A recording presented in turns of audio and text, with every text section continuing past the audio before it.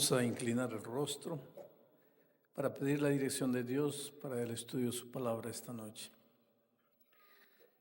Oh Padre querido, una vez más vamos a abrir la Sagrada Escritura y no queremos hacerlo sin tener la seguridad que tu Espíritu se va a mover. Enséñanos, Señor. No queremos leer la Biblia simplemente por leerla, queremos extraer las lecciones que se pueden aplicar a nuestra vida, que nos pueden ayudar a crecer en la experiencia espiritual. Estas personas lindas que han venido esta noche han venido para crecer, para aprender.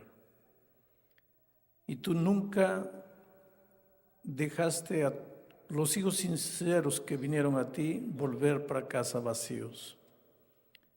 Por lo tanto, coloca tu palabra en el corazón y en la mente de cada uno. Y que esa palabra poderosa produzca frutos para vida eterna. Y que esos frutos se puedan ver extraordinarios, maravillosos, lindos en la vida de cada uno. En el nombre de Jesús. Amén. Permítanme retirar esto un poquito antes de comenzar. Vamos a continuar leyendo la epístola a Filemón, la epístola de San Pablo a Filemón. Una de las cosas lindas de la Biblia es que la Biblia es como una mina. Tú entras y vas cavando y vas encontrando piedras preciosas, pepitas de oro, cosas lindas y maravillosas.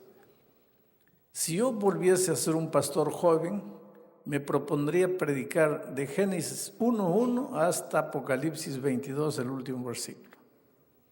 Versículo por versículo. Hay tanta joya, hay tanta piedra preciosa, hay tantas enseñanzas. El tema de hoy, por ejemplo, solo la epístola a Filemón daría para predicar unos 20, 25 sermones. Yo voy a predicar solo 4. Pero los textos de esta noche, a partir del versículo 4, enseñan lecciones lindas. Yo voy a tratar de sacar algunas porque no nos da el tiempo. Miren, el versículo 4 dice así: doy gracias a mi Dios, haciendo siempre memoria de ti en mis oraciones. Solo ese versículo, miren, las ideas que podríamos comentar y profundizarnos. Doy gracias a mi Dios, mi Dios. Ahí hay un sermón. Mi Dios. El cristianismo no es tener un Dios, es tener mi Dios.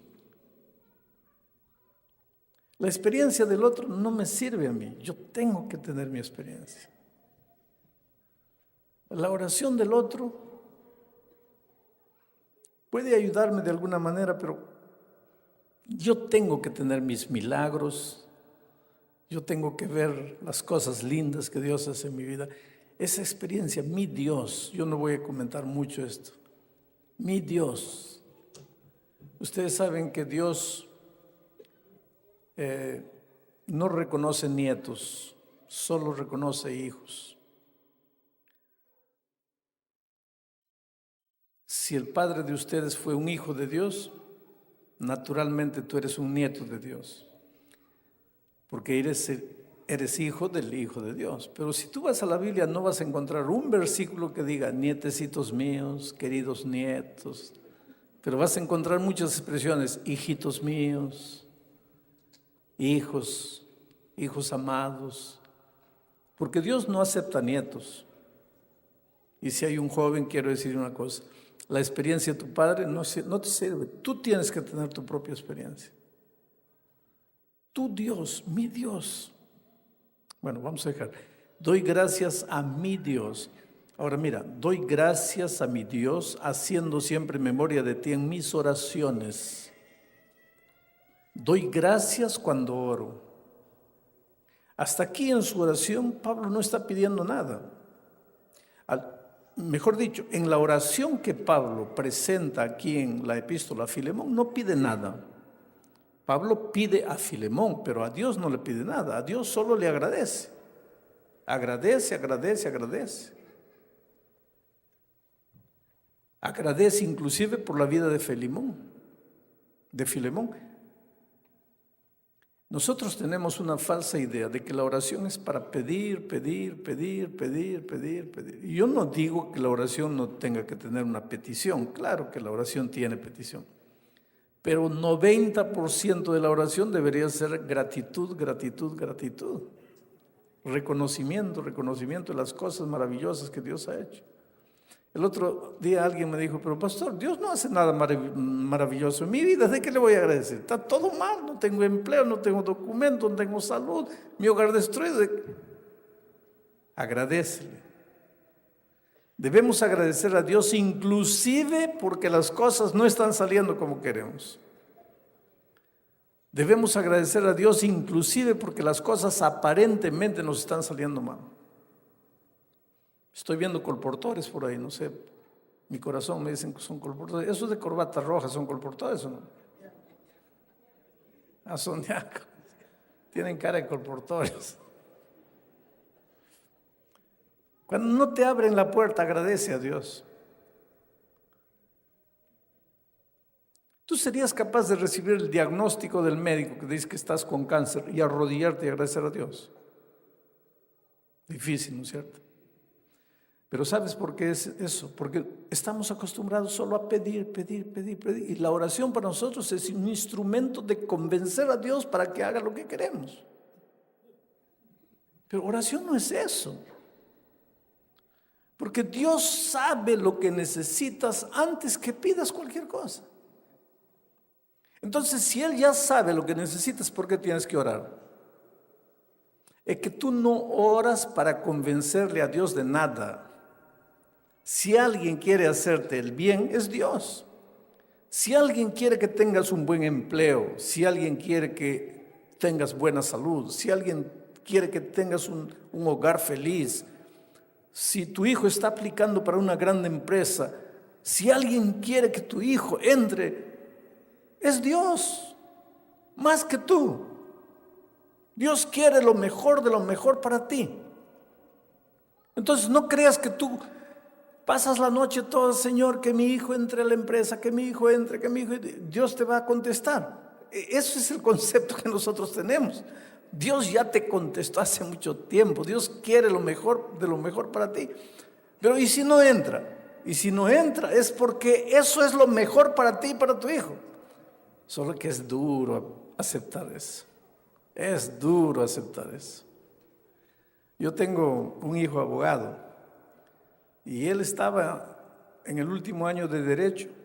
Estaba haciendo prácticas en el más grande estudio de abogacía de la ciudad de Brasilia, donde están todos los tribunales, la capital del Brasil. Y él estaba feliz y agradecía a Dios. Qué bendición que me dieron la oportunidad de hacer prácticas aquí, porque si hago un buen trabajo, pues me van a asimilar al más grande escritorio o buffet de abogados de aquí. Y un viernes, bueno, cuando él entró, dijo que no podía trabajar el sábado. Le dijeron, está bien, no hay problema, pero un viernes el jefe le dijo, mira, mañana a las 10 de la mañana te necesito aquí. Él le dijo, pero hicimos un trato, yo no puedo. Pero es solo mañana. Nuestro trato sigue en pie. Tú, todos los sábados tienes libre, solo mañana. Es una excepción. Yo no estoy diciendo que trabajes todos los sábados. Sí, doctor, pero no puedo. ¿Cómo no puedes? Yo te doy todos los sábados. Tú no me puedes dar un hito. Vamos a ser un poco maleables. Toda verticalidad no funciona en nada. Doctor, no puedo. ¿Quién es tu pastor para pedirle permiso? No, que no se trata de mi pastor, se trata de mí. Pero tú no eres un abogado, tú no tienes cabeza abierta. No me vas a decir que una horita va a destruir tu fe, va a mudar tu... No. Doctor, no puedo. Bueno, yo te espero. Ahora, si no vienes mañana, el lunes ya no te presentes. Y él llegó a la casa triste. ¿Qué hago, papá? Le digo, haz lo que tu conciencia te dice, lo que Dios te dice. Y no fue. El lunes se presentó. Y cuando el jefe lo vio, le dijo, ¿qué dijimos? No te presentabas el sábado, no venías hoy. Acabó, chao, estás fuera. Yo vi a mi hijo sufrir y de cierta manera estremecer su fe. Porque lo primero que él dijo fue lo siguiente: yo fui fiel a Dios, mira lo que Dios me hace. ¿Sería justo raciocinar así? Desde el punto de vista humano, sí. Porque nadie se alegra cuando las cosas van mal. Te despiden del empleo, ¿vas a agradecerle a Dios? Te dicen que estás con cáncer, ¿vas a agradecerle a Dios? Te dicen que tu hijo acaba de morir, ¿vas a arrodillarte y agradecer a Dios? Un ser humano normal difícilmente va a hacer eso.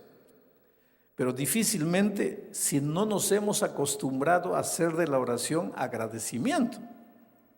Pero si hemos aprendido a agradecer, no va a ser difícil agradecer en los momentos difíciles. Pero si hemos hecho de la oración solo petición, cuando los momentos difíciles llegan, no vamos a poder agradecer. Yo me arrodillé con mi hijo y le dije, mira hijo, hay una cosa, Dios no falla. Aparentemente falló, pero eso es aparentemente, porque Dios no falla. Dios te va a abrir una puerta, pero papá, ¿qué puerta? Estoy en el último año de derecho. Esta era la grande oportunidad de mi vida. Y ahora te voy a decir una cosa que le dije a mi hijo. Cuando aparentemente Dios te cierra una puerta, es porque te está abriendo una puerta más grande. Cuando aparentemente Dios demora en responder la oración como tú quieres, es porque tú todavía no estás preparado para recibir la bendición. Porque a veces tu corazoncito es de este tamaño y Dios tiene para ti una bendición enorme que no cabe en tu corazoncito. Y el instrumento que Dios tiene para que tu corazón sea grande, para que quepa la grande bendición que tiene Dios por ti, el instrumento para hacer crecer tu corazón se llama tiempo, se llama espera. Inclusive hablando de la venida de Jesús, la Biblia dice, y si tardar, ¿qué? Espéralo. Espera. No están saliendo las cosas como quieres. Calma. Pero pastor, ¿hasta cuándo? Hasta que tu corazón se haya abierto de tal manera que quepa la bendición de Dios. Calma. Un mes después mi hijo consiguió la oportunidad de hacer prácticas en el Consejo Federal de Medicina. Fue allá. Ya pasaron 12, 13 años de ese día. Hoy día mi hijo es el abogado del Consejo Federal de Medicina. Y él aprendió una cosa: cuando las cosas no salen como quiero, Dios tiene algún otro plan para mí. Solo que a veces para aprender eso nosotros tenemos que llorar, queridos. ¿Sabes que las lágrimas, el dolor, el sufrimiento es la mejor manera de aprender? Si has peleado con tu novio esta semana y estás desesperada y piensas que te vas a quedar soltera para el resto de la vida, calma. Si tienes que llorar, anda a la casa, muerde el travesero y llora. Llora. Yo pienso que a veces Dios nos ha dado lágrimas para lavar el veneno que nos está consumiendo por dentro. Llora. Pero confía en Dios. Porque Dios te está preparando un novio mejor que el que tú tenías. Nunca desesperes. Pastor, ¿y si mi hijo murió? ¿Qué puerta más grande me está abriendo Dios? Ya murió.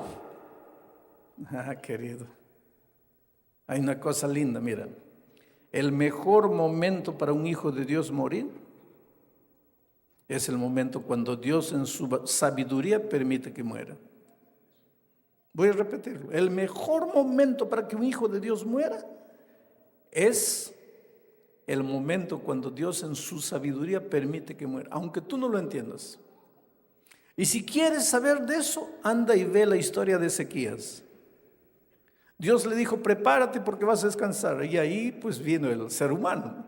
No, Señor, por favor, quiero ver a mis nietos, quiero ver a mis bisnietos, déjame vivir. Y Dios le dio 15 años más de vida. Al final de los 15 años, yo creo que Ezequías se había arrepentido muchas veces. Y tal vez al final de esos 15 años, tal vez Ezequías dijo, Dios mío, ¿por qué no acepté 15 años atrás cuando me dijiste descansa? Porque en esos 15 años, él tuvo un hijo. Ese hijo llegó a ser el peor de los reyes de Israel. Que no hubiera nacido si él hubiera descansado cuando Dios le dijo aquí. Otra cosa, él nunca hubiera visto la derrota de su pueblo delante del enemigo. Y él lloró amargamente.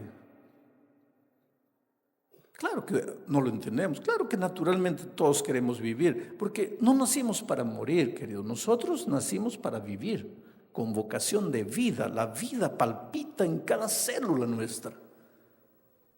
No es natural que alguien quiera morir, pero vivimos en un mundo de muerte. Pero cuando llega el momento de descansar, es que ese era el mejor momento, no discutas con Dios. Y yo siempre digo que el cristiano no tiene que tener miedo de descansar, sí. Mis hijos dicen que yo digo eso porque estoy bien de salud. Porque si el médico me dijese, pastor, tiene un mes de vida, ahí mis hijos dicen, ahí quiero verte predicar eso. Pero queridos, yo pienso así. La muerte para el cristiano no es un sueño. La Biblia no dice que es un sueño. No es que es un sueño del cual vamos a despertar. Tú a veces te acuestas a las 8 de la noche, a las 9 de la noche. Cuando te despiertas, miras el reloj, 6 de la mañana. Ya pasaron 7, 8, 9 horas, pero parece que has dormido un segundo, porque cuando estás durmiendo el tiempo no pasa. Ahora, si tú mueres hoy, duermes. Cuando Cristo resucite, vamos a decir, tú te despiertas. Yo me acuerdo que estaba en el año 2010. ¿Qué año es? Es el año 3010. ¿Qué? Si acabo de dormir. Pero es que la vida es así, querido. El sueño es así. Entonces yo te digo, cuando llega la noche y tú vas a ir a dormir a la cama, comienzas a sufrir. Ay, Dios mío, no quiero dormir. Por favor, no me dejes dormir. No. Tú vas, te lavas los dientes, tomas un baño, te pones el pijama, te acuestas y chao. ¿Por qué? Porque tienes la seguridad que mañana te despiertas. Ahora, si tú tienes la esperanza que Jesús quiere colocar en tu corazón, llegó el momento de descansar, pues chao. Porque mañana me despierto cuando la trompeta suene. Entonces hay que agradecer a Dios. La oración de Pablo era una oración saturada de agradecimiento, gratitud, gratitud. No pedimos a Dios para convencerle a hacer lo que queremos.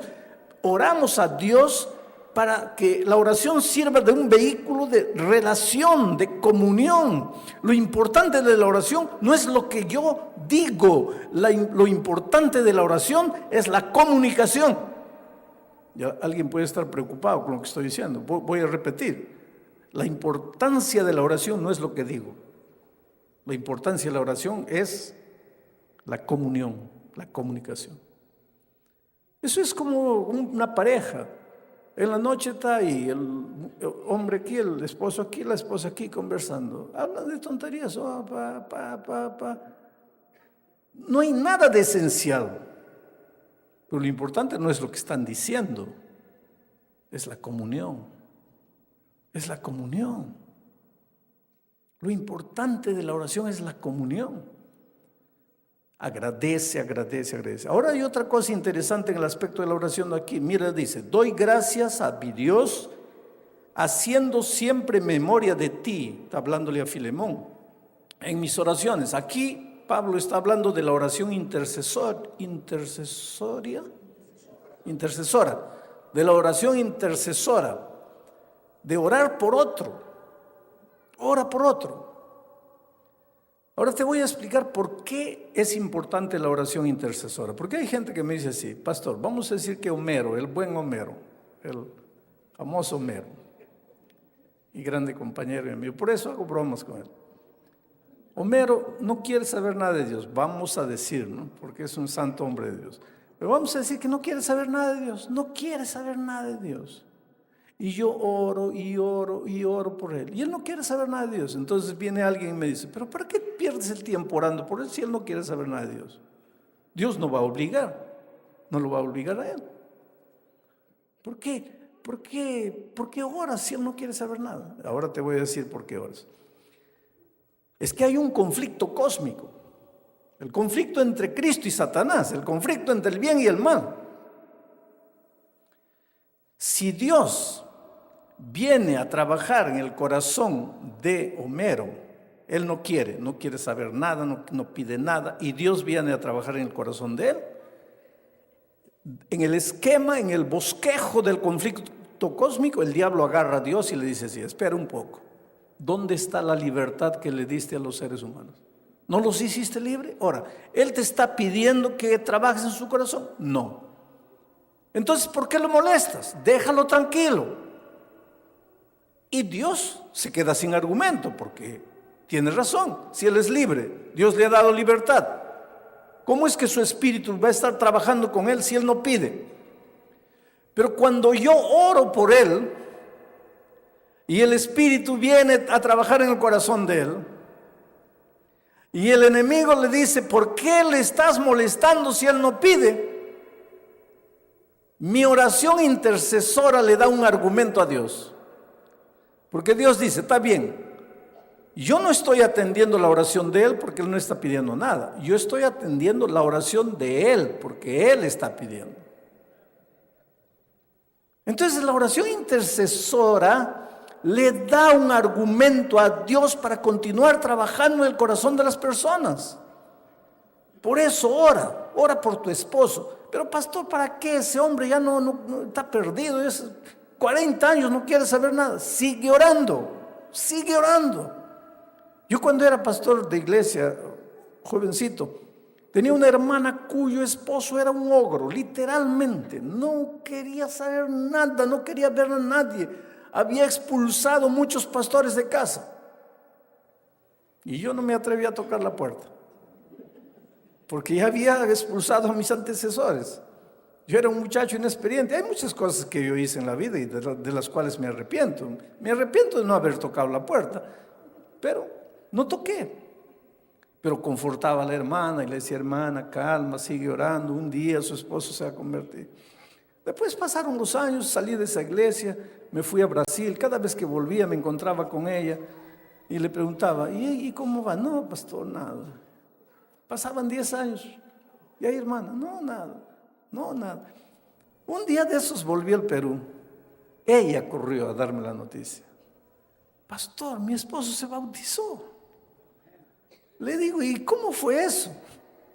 Ese es un milagro. ¿Cómo se realizó ese milagro? Y ella, mira lo que me dijo: pastor, durante casi 40 años yo le hablaba todos los días a mi esposo acerca de Jesús y él no. Pero el último año cambié de estrategia. En lugar de hablarle a mi esposo acerca de Jesús, empecé a hablar a Jesús acerca de mi esposo y él se convirtió. El poder de la oración intercesora. Tu hijo está en las drogas, no quiere saber. Hay papás que dicen así: no, para mi hijo ya no hay vuelta. Hay vuelta. Sigue orando. Dale el argumento a Dios que él necesita para continuar trabajando en el corazón de tu hijo. Un día, querido, y te digo un día, antes de la venida de Cristo, cuando el Espíritu Santo en su plenitud se mueve en este mundo, para bien o para mal de los rebeldes que no quieren saber nada, para bien de los que pueden escuchar la voz de Dios, yo te digo una cosa: la promesa de Dios se va a cumplir. Mi palabra no volverá a mí vacía. Echa tu pan sobre las aguas y después de muchos días, pueden ser 5 años, 10 años, 15 años, 20 años, después de muchos días lo hallarás. Ninguna oración que tú has hecho a Dios pidiéndole por la persona querida que no está en la iglesia, que no quiere saber nada de Jesús, ninguna oración que tú has hecho se ha perdido. Un día te vas a sorprender con las cosas maravillosas que Dios va a hacer en la vida de las personas. Y te digo una cosa, querido. Si una sola cosa tendrías que llevar esta noche para tu casa, lleva la esperanza, la seguridad de que Dios va a traer de vuelta a la persona querida tuya que está afuera. La persona que no quiere saber nada de Jesús. Dios es maravilloso y Él va a hacer ese trabajo. Pablo pues oraba por Filemón. ¿Y por qué oraba por Filemón? Porque recuérdate que Pablo estaba mandando a Onésimo, el esclavo ladrón que había venido y se había convertido, lo estaba devolviendo. Le dice, ahora tú vas a arreglar tu pasado, vas a hablar con Filemón. Entonces Pablo, al mismo tiempo que mandó a Onésimo llevando la carta, él se quedó orando para que el corazón de Filemón se abriese de tal manera que perdonase a su siervo. Hay otra cosa interesante, en los versículos siguientes dice así, Pablo le dice a Filemón, porque yo oigo del amor y de la fe que tienes hacia el Señor Jesús y para con los otros santos. Quiere decir que Filemón era un buen cristiano, amaba a Jesús y amaba a las otras personas. Ahora aquí hay una cosa interesante, el que ama a Jesús debe amar a las otras personas.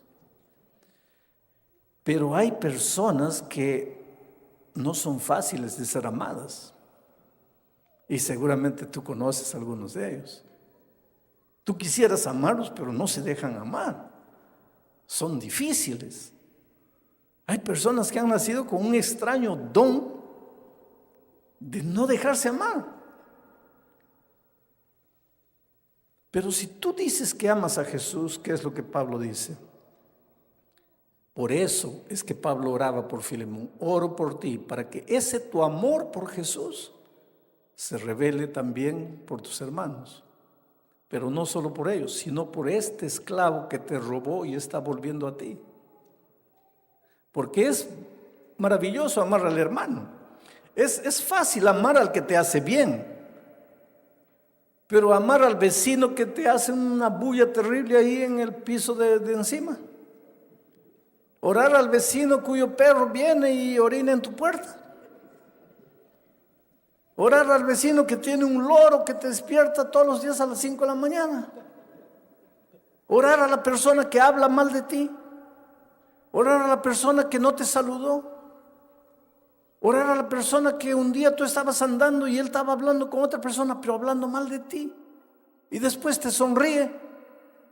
Y entonces tú llegas a la conclusión, este es un hipócrita. Amar a esa persona. ¿Cómo es posible amar a una persona así? No es fácil. Quiere decir, Pablo le dice a Filemón, tú amas a Dios, tú amas a los que están a tu lado, pero ahora quiero ver si tú amas a Onésimo, que te robó, que te hizo mal, que te traicionó, que te falló. Y es por eso que oro por ti, porque solo Dios te puede dar la capacidad de amar a quien te hizo mal.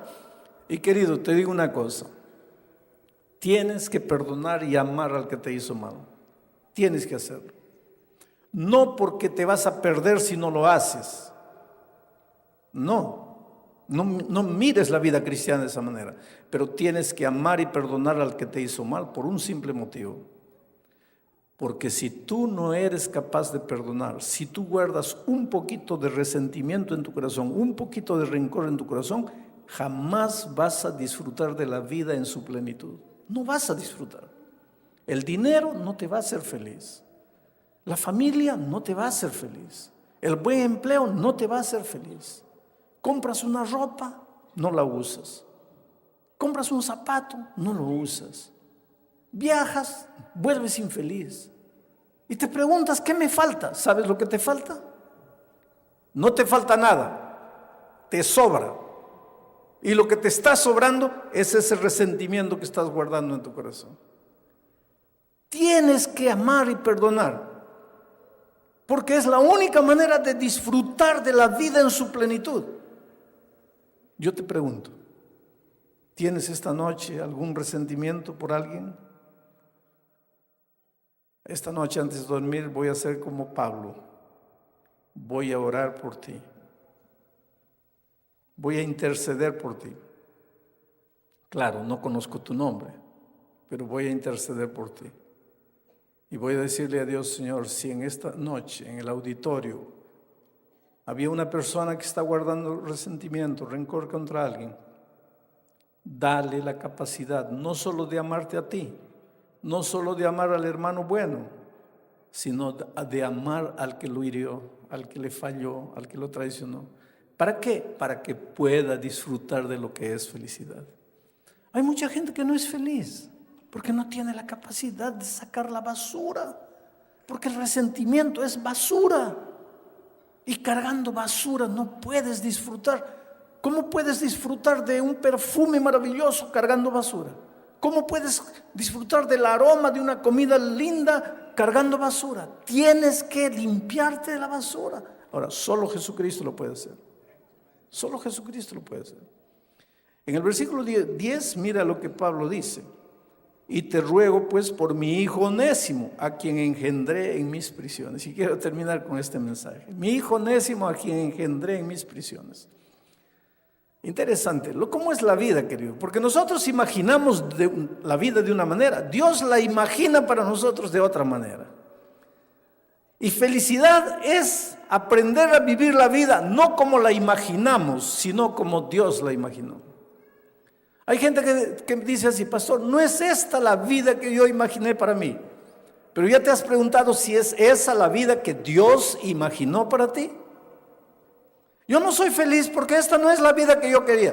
Pero ya le has preguntado a Dios si esa es la vida que Dios quería para ti. Mira, Pablo tenía que ir a Roma, donde estaba preso. Preso en Roma, escribió la carta a Filemón.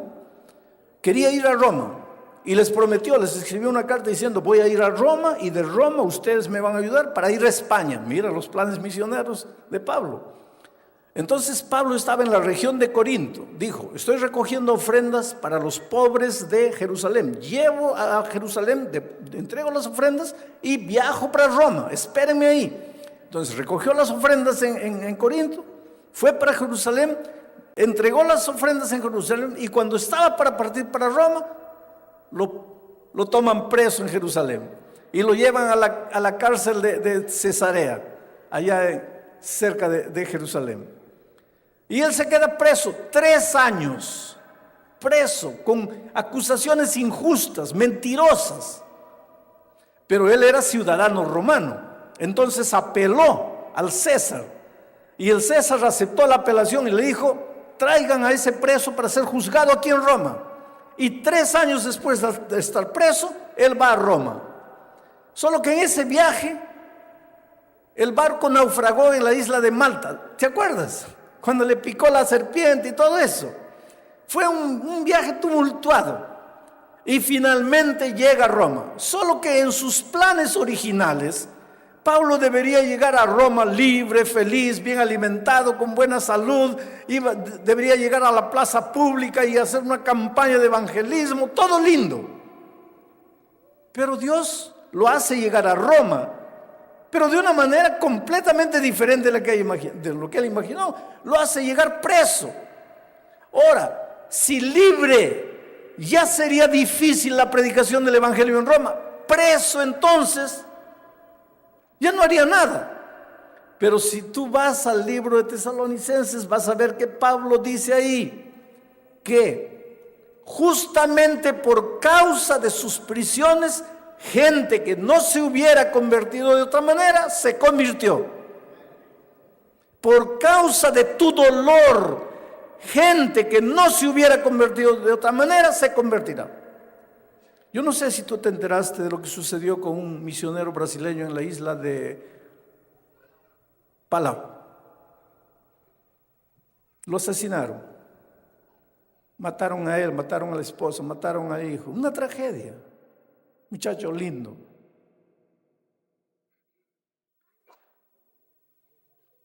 Los padres de él viajaron para allá. Imaginen encontrar a su hija, la nuera, a la nieta muerto, y al nieto muerto y a la nietecita toda herida. Lo primero que tú imaginarías es, ¿dónde está Dios? ¿Qué Dios es ese que no cuida? Esa madre no debería tener rencor por ese asesino. Agarraron al asesino 24 horas después. Cuando la madre llegó allá, ya estaba preso el asesino. Lo había hecho drogado, dominado por las drogas. Y ella pidió: yo quiero ver al asesino de mi hijo. Y fue a la prisión. Y todas las cámaras de la televisión ahí, para ver qué es lo que va a decir esta señora al asesino del hijo. Todos los órganos de información ahí. Y ella fue, ahí estaba, cara a cara con él.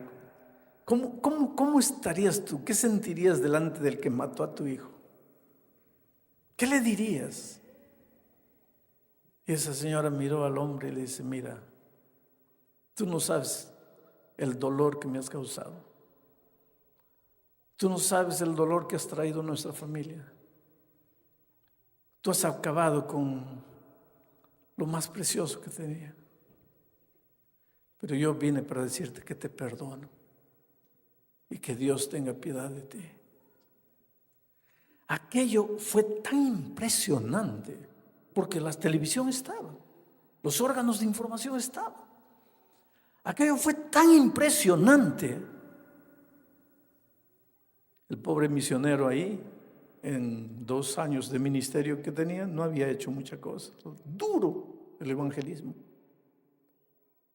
Pero el testimonio de la madre impactó tanto que el pastor que fue en su lugar tuvo el terreno mucho más fácil para la evangelización. Que Dios tiene sus caminos. El problema nuestro es que cuando el dolor llega, nos desesperamos. Cuando muere alguien, nos desesperamos. Un accidente, nos desesperamos. Un cáncer, nos desesperamos. Estoy perdiendo la casa, me desespero. Perdí el empleo, me desespero. No salió mi documento, me desespero. Y es humano, pero no es cristiano. Porque el verdadero cristiano en el dolor tiene que decirle: Señor, me está doliendo terriblemente, no te entiendo, pero creo en ti y confío en ti. Tienes todo el derecho de llorar y mirar al cielo y decirle: Señor, perdóname, como ser humano no te entiendo, pero tú nunca has fallado a tus hijos y no me vas a fallar. Ayúdame a llegar hasta el fin. Y después te vas a dar cuenta las maravillas que Dios te estaba preparando. ¿Te acuerdas de Jesús cuando llegó a la tumba de Lázaro? Las hijas le habían mandado, cuando Lázaro estaba enfermo, emisarios: ven, tu amigo, el que tú amas, está enfermo. Y Jesús se quedó por allá. 4 días ya había muerto y el hombre ya olía mal, ya estaba en descomposición, y Jesús llega. Y una de las hermanas se atrevió a decirle: Señor, ¿para qué? ¿Para qué? Ahora ya no. ¿Para qué?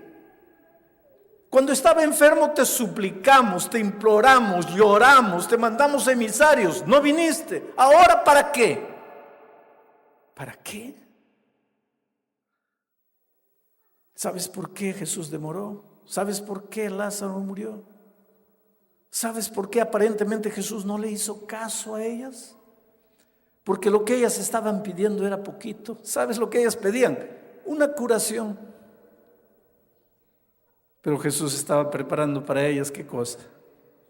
Una resurrección.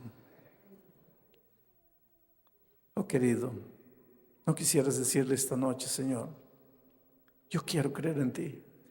Yo no sé si estás sufriendo, si algo malo ha sucedido en tu vida, si estás triste, estás llorando, si hay algo que sucedió en tu vida pasada que no logras olvidar, sangra cada vez que te acuerdas, no te deja ser feliz. Te voy a pedir que ahí donde estás le digas: Señor, ayúdame a creer en ti, ayúdame a confiar en ti. Aunque tengas que llorar, aunque tengas que sufrir, dile: Señor, quiero creer en ti hasta el fin de mi vida.